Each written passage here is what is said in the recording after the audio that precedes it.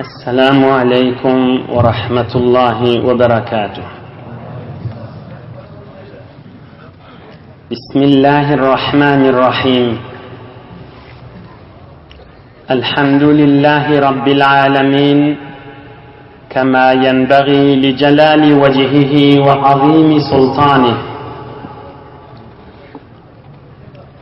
الحمد لله عدد خلقه ورضا نفسه وزنة عرشه ومداد كلماته. اللهم صل وسلم وبارك على عبدك ونورك إمام المتقين سيد المرسلين سندنا شفيعنا مولانا محمد النبي الأمي الأمين وعلى آله وأصحابه وأنصاره وأتباعه أجمعين. لا أسألكم عليه أجرا إن أجري إلا على رب العالمين. اللهم وفقني لبيان ما يحتاج الحاضرون إليه وما يصلح أحوالهم. إلهي أنت مقصودنا ورضاك مطلوبنا فأعطنا كلنا محبتك ومعرفتك. بيك الله تبارك وتعالى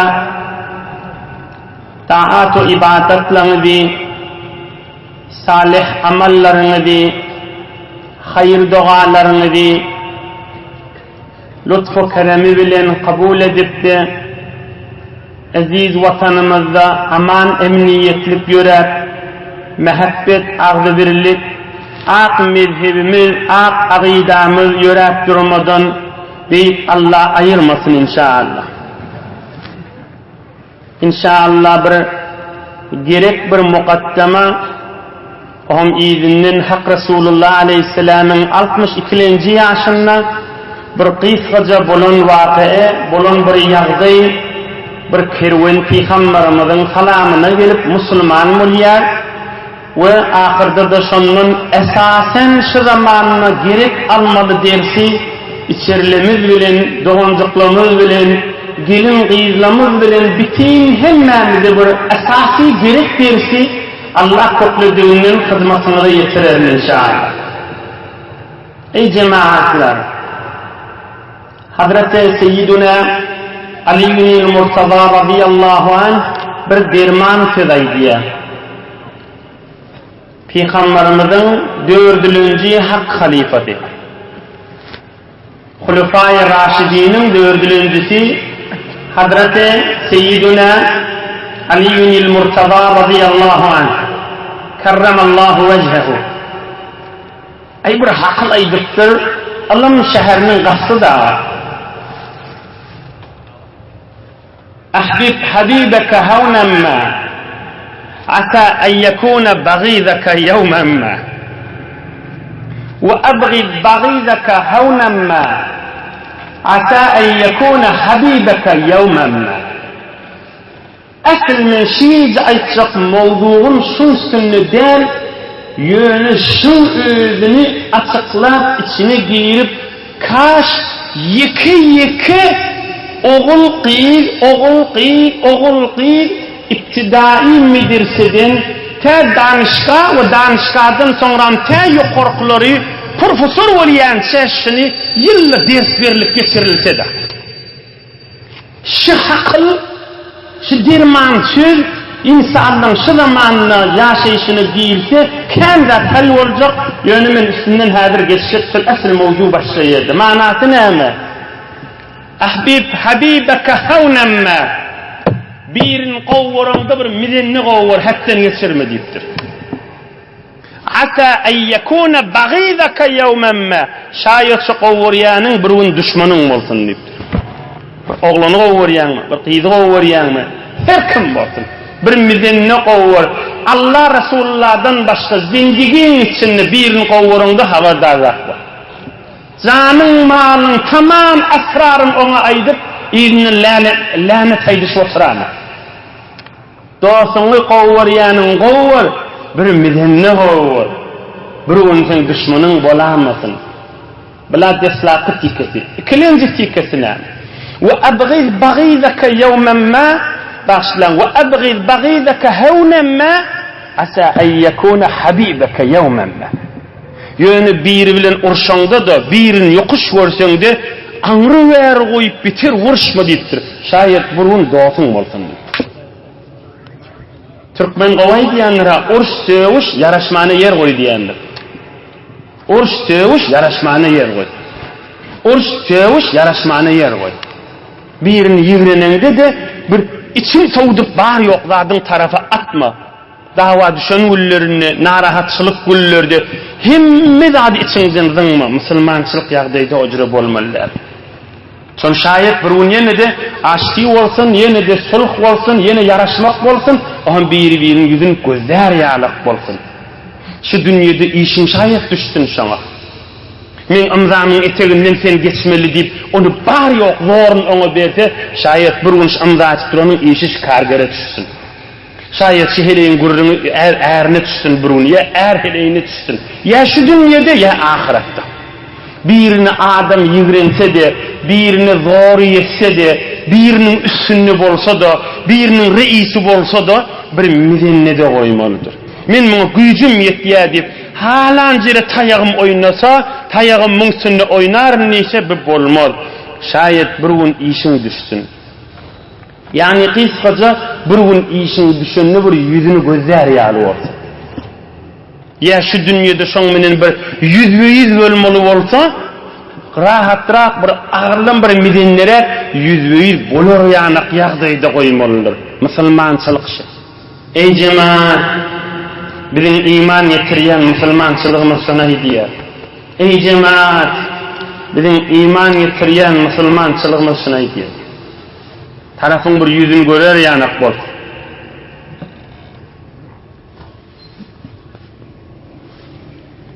İnni geleyli bir kıytkaca mukaddeme olli, asıl mevzu bidal yönü geleyli Resulullah canın derman vurduğunu ve kıytkaca işte gerek yerini ha bir mukaddeme şuna gerekmiştir o deyip inşallah belli bolar. Vefdu muharibi.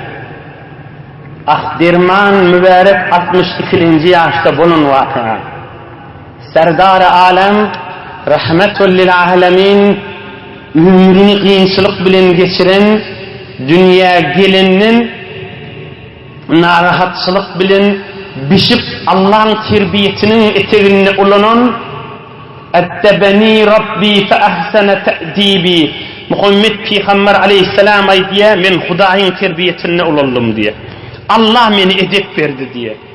Allah'ın edebini, Allah'ın terbiyetine ulanan Serdar-ı alem, şeref eyeti, izzet eyeti, ihtiram ve rahim eyeti, edebinne, ahlakınna, söynüküllüğünne, cizabiyetine, mehbubiyetine, mahlukta tek bulan büyük insan Muhammed Resulullah sallallahu aleyhi ve sellemin 62. yaşına bulan vakıadan, bulan yağdaydan. Muharip diyen bir tayfa geliptir.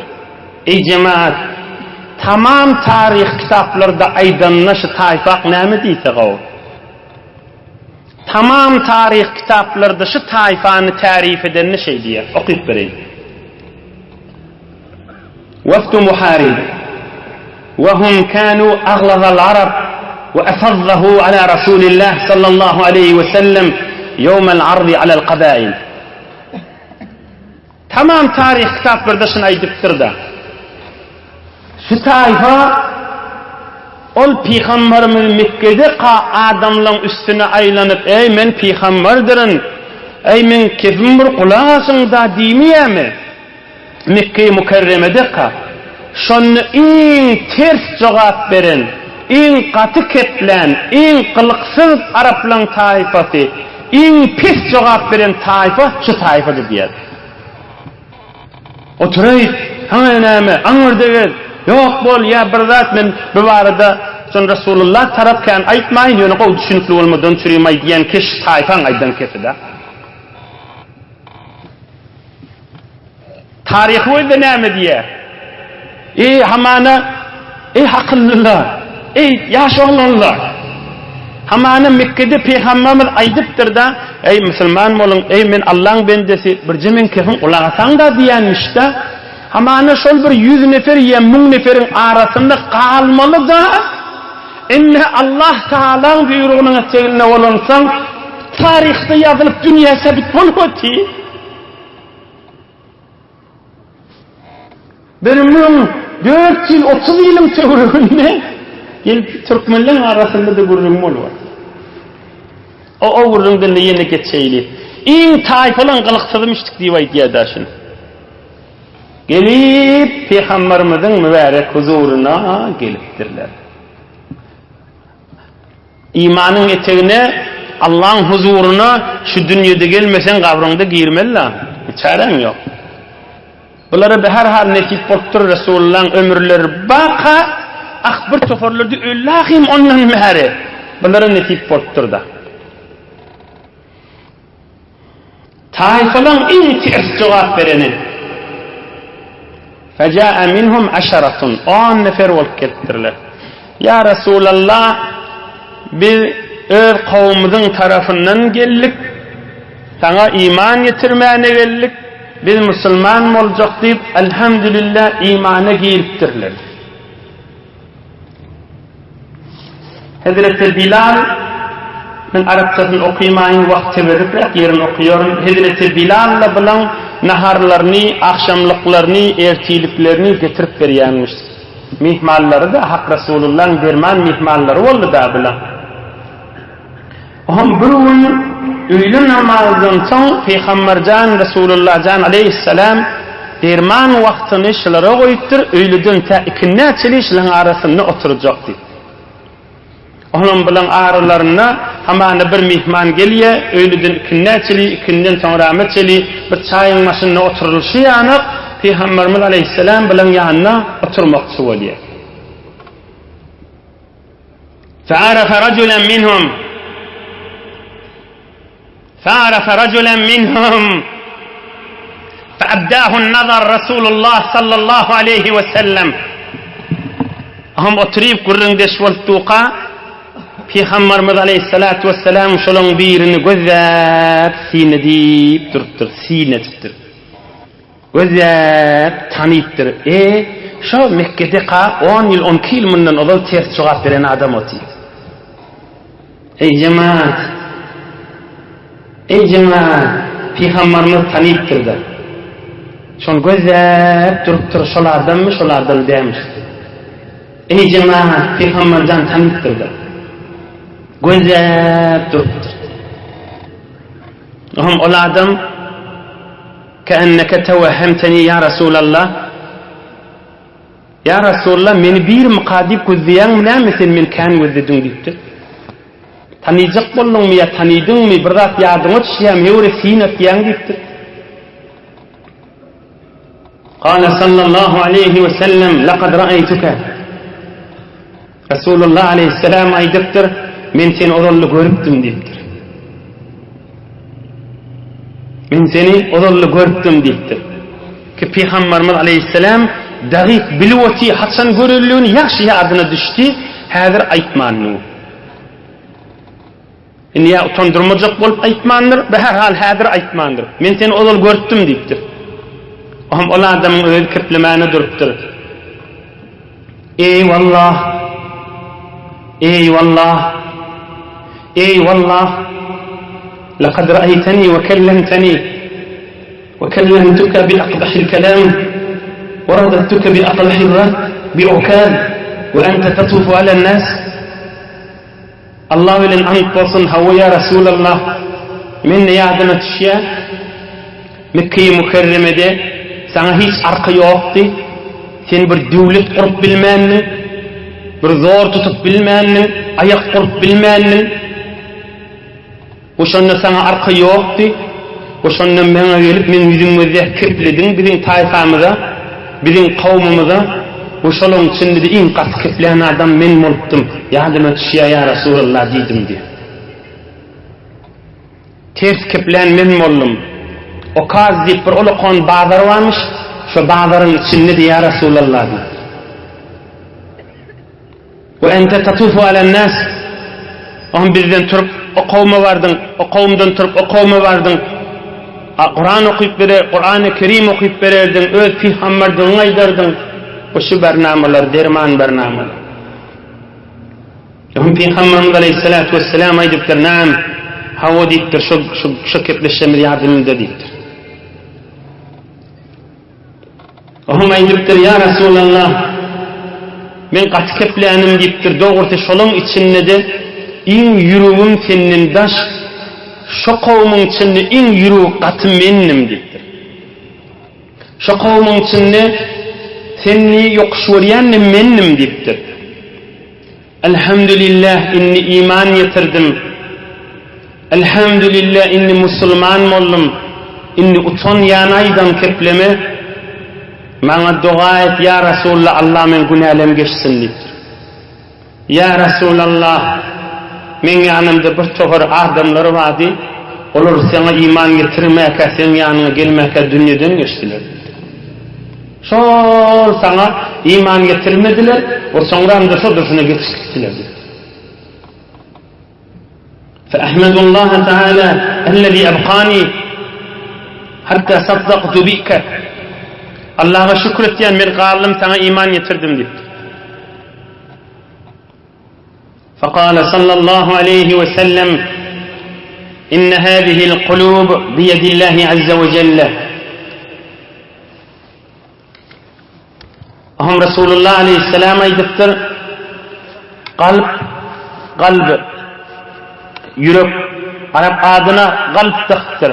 Her lehze, her yana mungalip bolup durantın. Ey cemaat, yüreğe Arap neyme diye? Kalb diye. Kalb. Her lehze, her yana mungalip bolip tuda. Övürlip tuda. Rişe logatiydi şoda. Mungalip, övürlip tu, dündürlip tu, ağdırlip tu. Her yana gidiyor tida. Resulullah aydıptır, kalp Allah'ın elindedir deyiptir. Allah'dan iman sabit dursun deyip dilemeli olacak. Hudaya, Allahümme ya musebbitel kulub, sebbit kalbi ala dinika ve taatika. Ey kalplerin iyisi olan Allah, men kalbim imanlı dursun deyip Allah'dan dilemeli olacak. Yüreğimi bidirek fikirler, dünyanın ağrımı düşenine, algı vergiler köfelerine, ya bir kıssağla düşenine, ya heley fitnesi, şehvet fitnesi, şehvet afeti ağırlayacak bolanına, ya dünyanın hoşgüzarani ihtiyada düşenine, hem deyip din beyle ol ya deyip de imandan çıkamayın deyip Allah'dan dilemeli olacak ey cemaat. Kalbin içine her lehzele gelip duramamalı. Yönü, fikrinin rahat olsun, kalbi düşeni bilen bidirek fikri, yüreği düşeni bilen adam hiç dininden çıkayan neldir? Günahkar da olayan neldir? Bunu kayımcak billah koyun ha. Yüreği bir zatla düşeni bilen Allah varada, Resulullah varada, kıyamet varada, Kur'an varada, onu şeytan oklayada. Emme son diline getirip hava var, şu yüreğime düştüren doğru demek şu bidirip datta. Bütün akşam bir yaş olan geldi, bir danışçı olan Kumuştepe'den gelipti. Men danışkada bir tor gurrunları işleyen diye, ohum şu danışkada oğludur, işleyen sonra fikrim begat harap ol ya, imanım, Kur'an'ım, Müslümançılığım, namazım vardı. 2 haftalar fikrim kullen poluk bol ya diyeydi. Ya ohum o vara gelip, ilunime gelip, mescide gelip, beni bireme koşuyen diyeydi. Şu yüreğe düşen kitler adamı dininden çıkarayan neldir ha? Adamı kafir de etmeye, adam günahkar de etmeye, doğru odul oturuşayan adamla benim, kov adamla ben oturuşmalı, o öl yerine. Emme şuna ağlanıp, şolun kefine hava verip de, amalında yüze çıkarsan, hava deyip de dilinde oğruyunca, içeriğinde ya dasırında çıkarsan, şu yolun çıktığı da. Yönü yüreğe vasvas düşeni bilen, ol vasvas adısın, on şeytan okluya, men bu vardı hadir duracak der. Ahım onlara da aydıptır, kalp Allah'ın eline, Allah'dan, Hudaya imanım, imanlı dünyadan geçeveynip dilemelidir. Vel İslam yecubbu ma qablahu minel kufr. İnni Müslüman mı olunuz deyiptir. Müslüman mı olsa bir adam, kafir kaiden günahları yuğulya rahim deyiptir. Elhamdülillah, nur-i iman sana giydirildi. eyni nuru iman bir evin maşyalı, eyni evin maşyalı giydirilip üstüne koyuluyordu. İman nuri giydirildi. İman nuri giydirildi. Ey cemaat, indi bir kavim Müslüman mülküdittir. Bir asasi dersler var şu içinde. Dersler de dersken içinde bir dersi ay değil, şonun inşallah tamam eder. O 20 dakikadan kərrek vaktimiz var hadi. Ey cemaat, ey yaşı olan, ey başka yerlerde işleyen olan, ey öyüne yatıp getiriyen, ey danışgalarda getiriyen, ey sahtiman fiziskallarda getiriyen, ey kardarlarda, karhanalarda ömrünü geçiriyen, ey hücrelerde, mollalarda, karilan arasında ömrünü geçiriyen. Allah Teala Kur'an-ı Kerim'de Resulullah'ın ema aydiye وَاسْتَغْفِرْ لِذَنْبِكَ İdi وَلِلْمُؤْمِنِينَ وَالْمُؤْمِنَاتِ Evvel Allah'tan öz günahını dile diye. Sonra Müslümanlara dua etmeli. Evvel öz günahını Allah'tan dilemelidir. Yankı kavmi öyle 10 nefer olup geliptirler. Peygamberimiz de şunu tanıyıptır. Oğlunun aydiyan kefini özde ola adamın. Hay, Hudaya şükür mene Müslüman oldum diye. Başkasının işi yok kanı. Doğu kepti aşağı. Adam cennete girse, Hudaya şükür mene girdim diyecek de. Hemen kıydım, hemen erim, hemen heleyim diyecek kadınla. Allah'ın açıklat aydarın, dinin, Kur'an'ın bilen açıklat veren, Allah'ın kelamı veren. Ey cemaat, evvel özümüz Allah'ın mehabbetini, Resulullah'ın mehabbetini ve cehennem odunun azad etmek özümüze kaim olmalıdır. Evvel özümüzde, yani namaz okanızda 4 rekat farızda, 2 rekat sünnette, 3 rekat vitirde, 3'ü sünnete salam verecek olanızda ne mi okuydunuz? Allahümme gfir li vel valideyye. Enatan hurmatı kan, hiç gururun yok. Ol enatadan önce evvel özüne dua etmeliler. Allahümme gfirli, Hudaya men günahım geçti.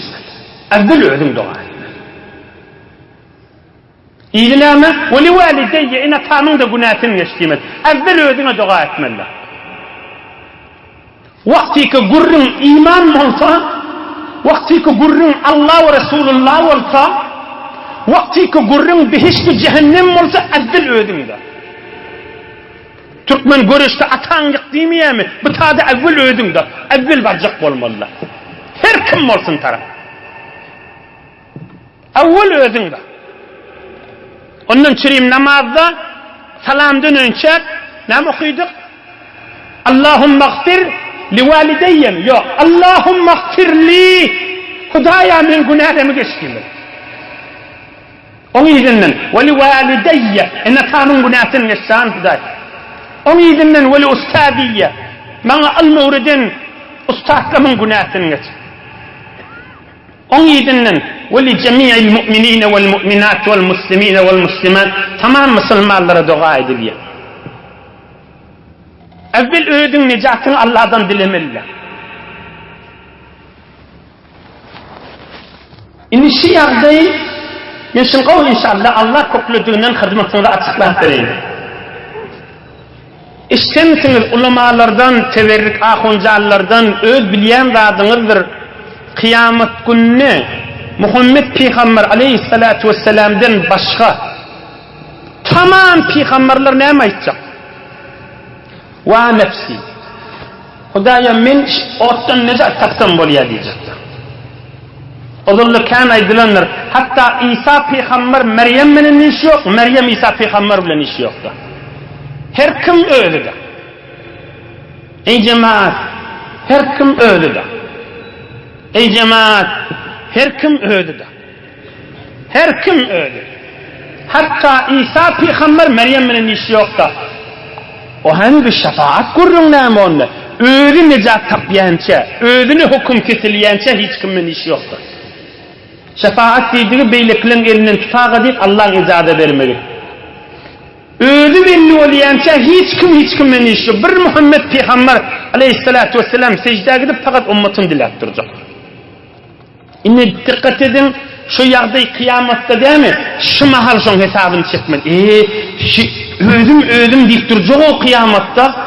Şu mahalla diyemeli. Hemen özüme necat vereyim diyemeli. Neyin ki o cüre değil ki bir halk benim işimiz yok. Yöne evvel ödüm de. Eynuhu dirman ulamalın bil namazımızın içinde üvreden dualar. Allahümme gfirli evvel ödüm enatam ustadım sonra beyliki Müslümanlıda.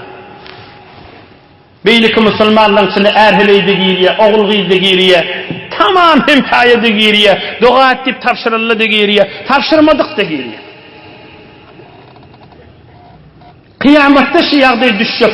Yanka adamın aydan kefini öldü. Müslüman bulun boyuna ne mi deyiptir? Hudaya şükür ben Müslüman oldum deyiptir. Ondan sonra mı deyiptir? Ya Resulullah şu ülküdelle var, ola necire olur deyip. İnni bir cuda, inni bir izinden geliyen görürüm da. Ola kon vururun haşa. Hazreti Sa'di aleyhirrahman amediye. بجاyi ki dehşet khorand enbiya bejayî ki dehşet khorand enbiya tu uzre günahçı dari biya ey bir yerdeki peygamberle aldırap titrep heyecan huday nezle olur kan deyip tuqa ey oğluncuk sen ne diyecek Hudaya deyiptir sana bana ayt ya hey oğluncuk deyip peygamberle aldırap titrep İbrahim peygamber aytacak Hudaya min Halilullah'ın dostun değil mi diyecek de şeyli aldırma yağdaya düşecek de min Halilullah'ın dostun değil mi diyecek yani necat taklayan ne mi diyecek de cehennemden ben mal gurrun mer gitmeli lazım ha değil bir oturup fikretmeli lazım hem ödümden kireyim hem tezde ama ne şey diyemeli ey cemaat bir yarım saat oturup bir fikir edelim diyemeli asıl hakikat yağdaya vasak şey etmeliler.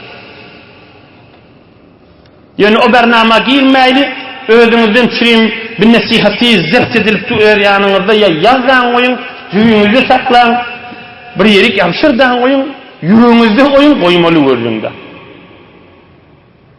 Kur'an-ı Kerim'de ne mi vurduğun mu? Kur'an-ı Kerim'de şahiden vurduğun mu? Hemmeniz bilen suranızda. Abese ve tevellan içinde, A'udhu billahi mineşşeytanirracim.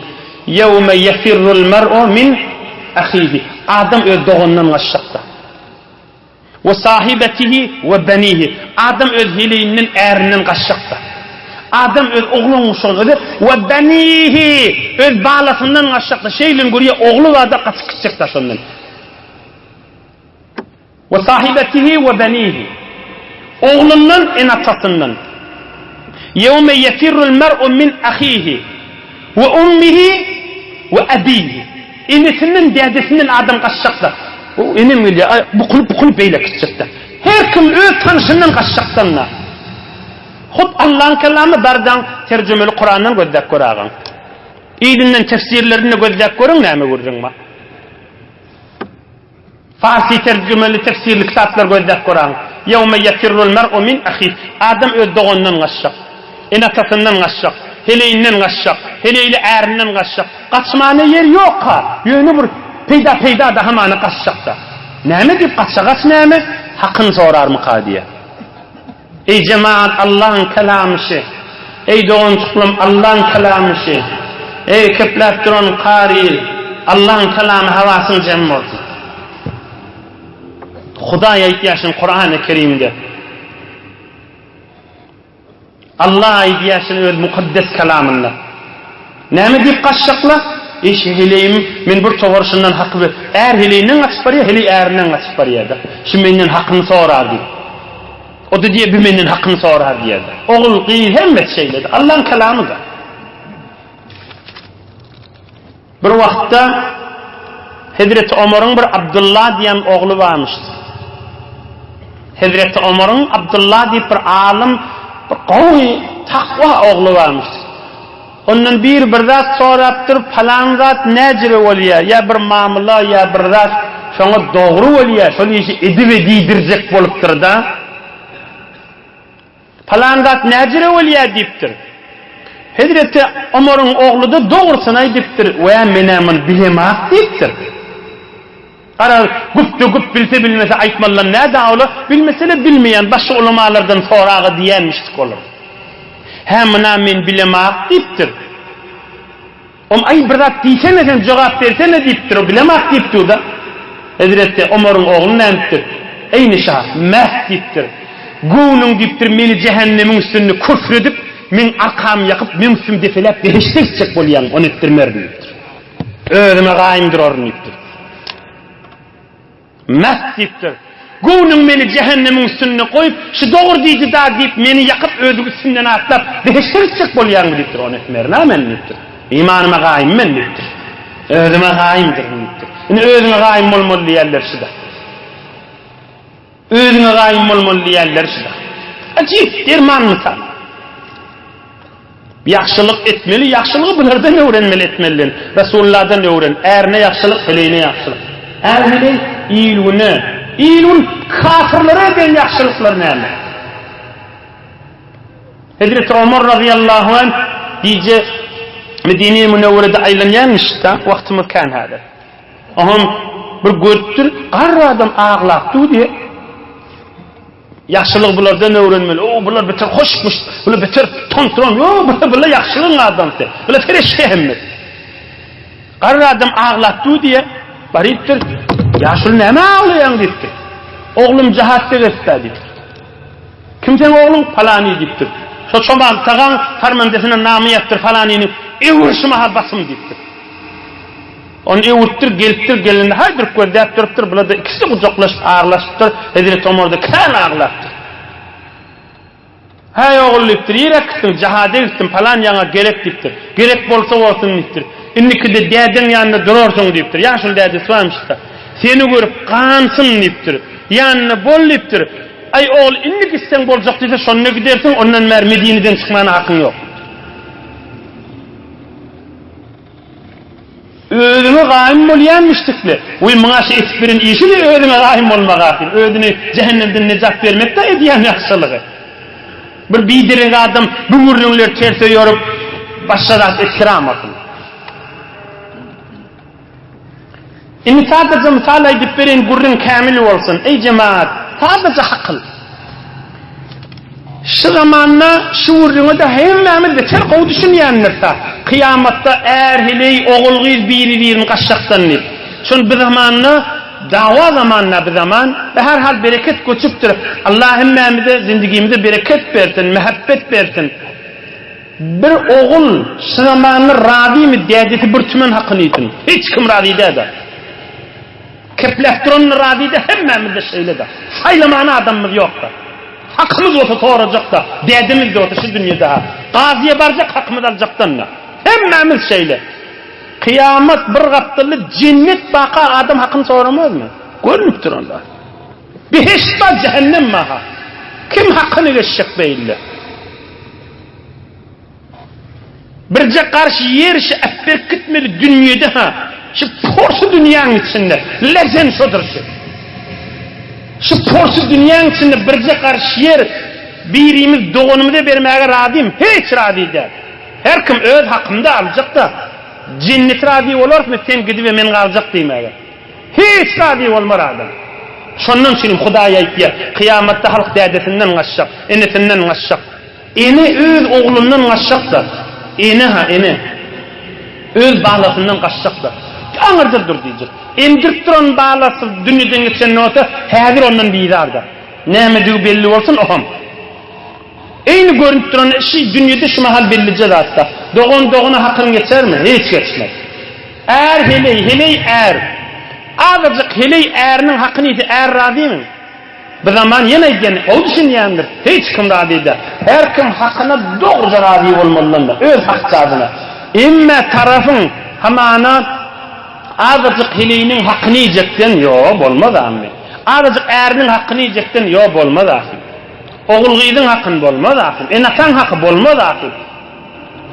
Oğlum şiyagdayın içinde bilay öyle portu dünyanın içinde birimizi birciklerden, düzcüklerden yakalaşacak, kıyamada ölüşecek, küpleşecek ya emme hakkını alacaktan da Gör kıyamet yağdıydı ki bu ya cehennem ya beheşt. Kim hakkından geçer?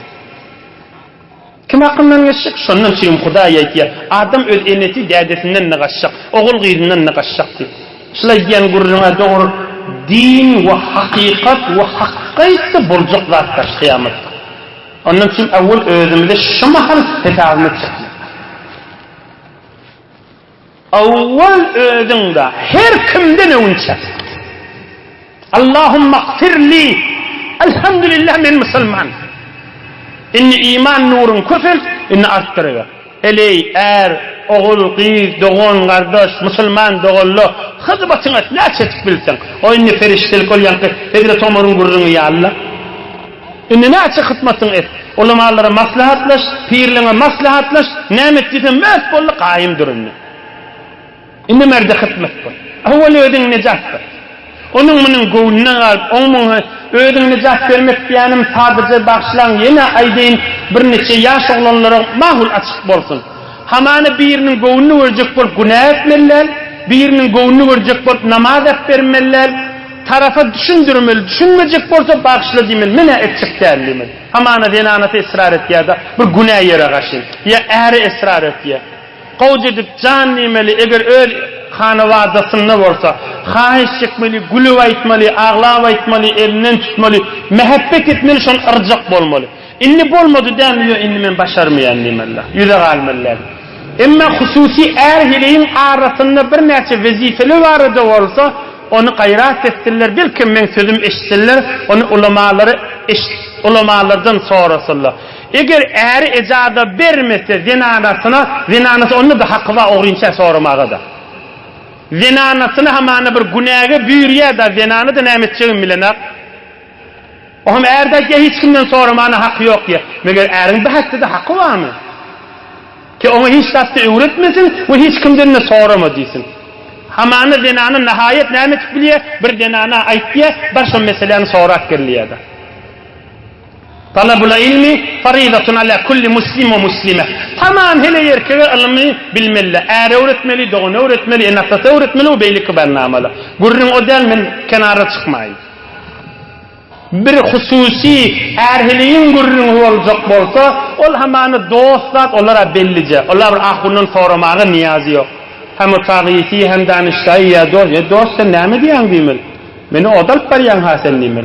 Doğruca onu aytmalı. Emeğe hanıvadan gurrun, erhileyin gurrun olsa, onu geniştirler. Yeni bir işi gurrunusunu, öğlen necat vermen gurrunusunu kamilleştireyli.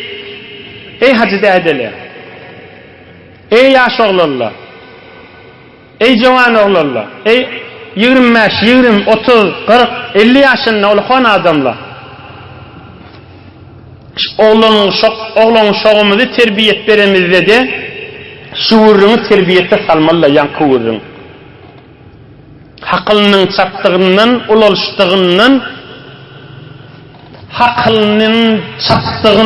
ulaştığından şundurmeler şuurun. Yani bir neçe şehirlerin içinde amana ene ata şey etmesin ki oğulgıyı da düşündüren zadı şu oluptur. Ne oluptur? Fakat ödüne yetişmeli oluptur. O ödüne yetişmeli yani ne mi? Fakat şikpuş olmalı. Bir qiyte 30 yaşıçılığı en atasının öğrenen zadı fakat paparca gezmek oluptur. Kıyamet gün görürsünüz. Şayet menden bir mahal bir sonra adam qiyin görsün ya ağır görsün. Kıyamet gün görürsünüz. En atan olukon edin hıyanatı daş oğulgıydına. Oğlu kon edin hıyanatı, bu şu enası kıyamet oğlu yüzünden kaçışını görün. Allah ediyemin Kur'an-ı Kerim'de. Ne mi deyip, şu 20 yaşayança oğul gıydını öğreden zadı fakat arasında giymeli, ovadan giymeli, halkın gözünü ovadan görmeli. Falanın gıydı ovadan maşkeye, falanın oğlu papaca geliye, satsayı, ön maşıyı, hoş tip olmalı, şik puş olmalı, fakat son menen ulolduktur da.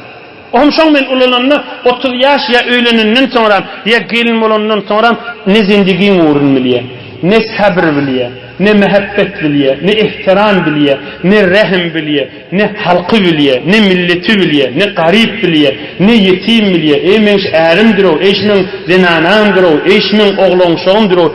Hiç bernamadan tut pakda aslan bernamasi ýokda. Birce bernamesi var. Papaca maşinleri arasıca gezmeli hamana. Özüne yetişmek şoň menen täbir bolup durur, şoň menen terbiyet tapıp durur, şoň menen ularıp da ahir.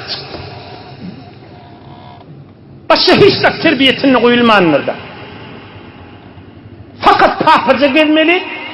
Onun şoň menen ulalın gelirleri ya kıyırları var da erkekten ne bar az değil ya yoğu mengiş gelben ve tıkannem var. Yani şoň menen ulalın denanılar ne oluyor? Şu terbiyetten ulalın gelirler denanılar kıyırlar. 40 yaşa var ya da oğlun şoklu denanı olup dura. Häzir de bir ayette toyda oturanla şu falanın giyen evin maşı ona gelişmeye, falanın giyen evin maşı biter maskara, falanın evin maşı ona gelişmeye ömür şeytik geçir otur. Oğlun şoklu olup da şayet aktıklı olan oltunda. Häzir de bir içeri şu bernamı bilen var ya. Amana arkadaki olukon taplo benerdaşı aman avodalla. Sonmun cari işi avodun molmulu görünýärleň yüzünü açmalı, havasını açmalı. Bir gül var. Gül, bir güldan işi avodallık, bir kurzak bada işi avodallık. Ey cemaat, meger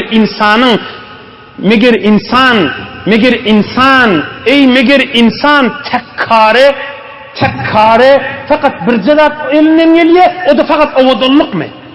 Yani insan şeyde bir erzeşti aslında. Hani insanın sabri, hani insanın feriştegûnülüğü, hani hizmeti, hani yaxşılığı, hani rehmi, hani ihtirami, hani mehabbeti, hani can feda bolmağı, hani halka yaxşılığını yetirmeliği, hani yüreği ağırıp durana Allah kuvvet vermeyi, hani Allah'ın huzurunu durup ferişte sepet bolup Allah'ını zikretmeyi, hani dünyasını ve kabrini nurani etmeyi, hani bir toğur pirler zikre oturanına bilat Allah'ın huzuruna giryenmişlikle feriştenin tesbihine işlenmişlikle. Oturan yerlerine zikre giryenmişlikle ruhları asmanı karşıya gityenmişlik feriştenin tesbihine işlenmişlikler. O yağdıyla ne deyip kalmalı. Bir cerat var şehre çıkanına ya millet ögdenine ya toy ögdenine ya ayet ögdenine şik puş olmalı, hoş tip olmalı, gitmeli gelmeli. Fakat şunun üstünde ömür geçirmeli. Bir erdeş lafı adam. Hani insanın kadasati, hani insanın teverrikliği, hani insanın kerameti, hani kurşağını geçirmeli nurla, hani Allah bilen arasındaki irtibatla. Hani inatsa ne deyip aytmadı bu zatlar. Yo evredin radyo onu. Fakat hoş tip, şıkpuş, gittir, falanın gelini, falanın oğlu, falanın kıydı, ovadan cevin maskeye, arastıca, papaca, şeytip ömrünü geçiriyor.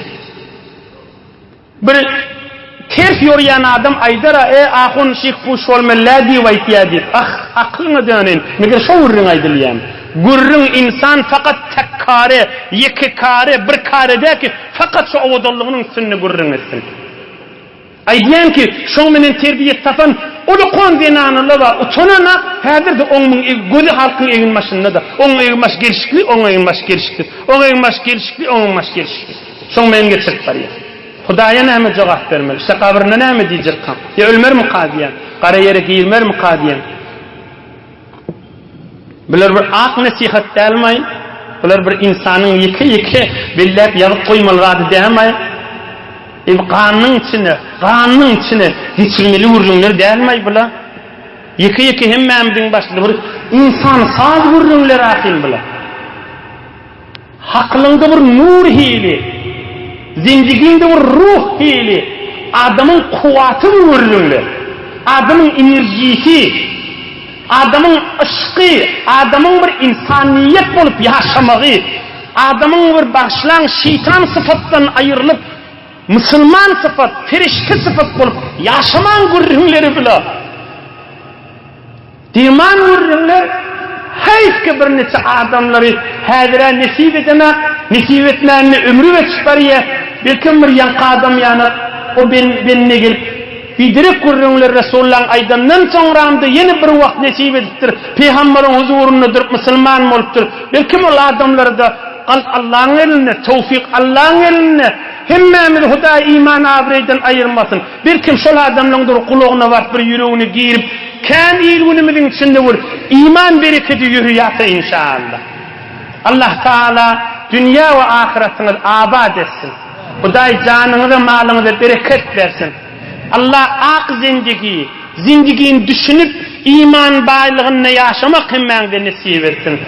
Yaşayışınız nurdan dolu olsun. Allah davaları, narahatçılıkları, müşkülleri yengil etsin, ansat etsin. Aziz vatanımızda aman, emniyetlik, mehabbet, ittihat yürüsün. Ak iman, ak akidamız yürek dursun inşallah. Bir alhamd kul huvallahu okuyayım, ötüllün ruhunu bahşedelim inşallah. Bir ahir zaman moluptur, ölümde beterken moluptur. Biduni sebep ve sebepli. Hem sebep bilin, hem sebepsiz. Nihat ölümken moluptur. Allah hiç kaysiniz iman bağlılığından ayırmasın. İnşallah hatim sagir okuyayım. Kadir Karican vadi ehli Kur'an benne Huday ruhunu şad etsin. Hususan şon ruhunu bahşedelim. Molla Nurmetcan bir dağyalı imanlı adamdı. Huday kova adamlardan etsin gelerdi. Çarkılca piyada tefsiri gelirdi, hatme gelirdi. Onun ruhunu şad edelim. Hususan Molla Yusufcan Nip Molla'mız vadi. Qarimiz Molla'mız çıparan tahsirin şagirdlerinden. Onun da ruhunu şad edelim. Ferhatcan Nip oğlanmadı akçallan. Gelerdi benimden bir yaş oğlan, mütehhil oğlan. Hemmeler merhum olupturlar ve beyliki merhum Müslüman oğullarımızın bir dirman emniyetin eteğini, vakt dirman Resulullah canın yaşayışının eteğini otis, ihlas bilen şu bendeleri de ruhu şad bolsun deyip, günahları mağfiret bolsun deyip, Hudayın rahmeti hem onlara ve hem bize düşsün deyip inşallah dua edelim o kaderin.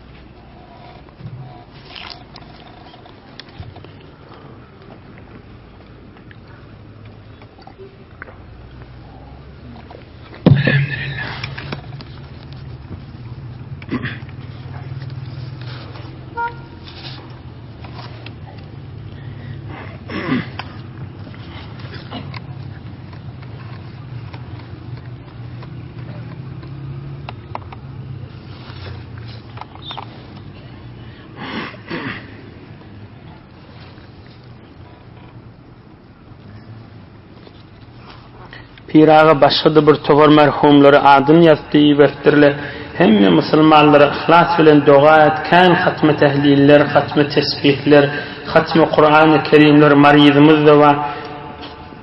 Ulukon müşkül hanı vadigimiz de var deyiptir. İhlas bilen dua et bize amin ilahi amin. Amin can Huday. Amin can Huday. Amin ya mucib. آمين يا أرحم الراحمين آمين يا إله العالمين آمين يا الله آمين يا مجيب آمين يا الله duaslarının hürmetine آمين جان هداي برحمتك يا أرحم بارك الله معك.